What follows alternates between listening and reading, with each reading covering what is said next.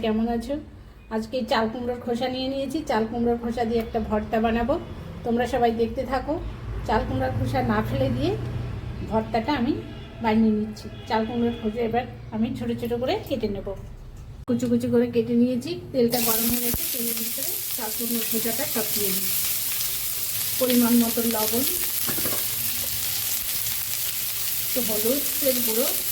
এবার চাল কুমড়োর খোসাটা ভালো করে ভেজে নেব।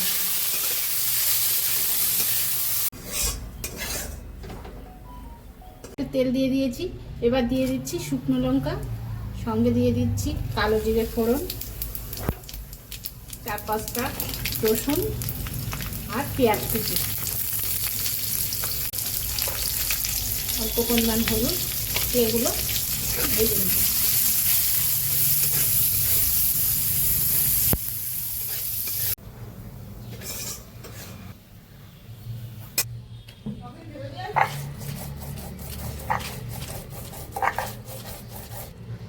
এইভাবে সব উপকরণ আমি একসঙ্গে বেটে নেব।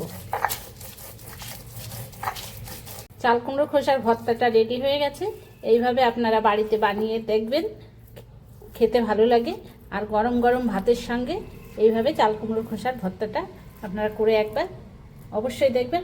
আর ভালো লাগলে লাইক, কমেন্ট, শেয়ার করে দেবেন।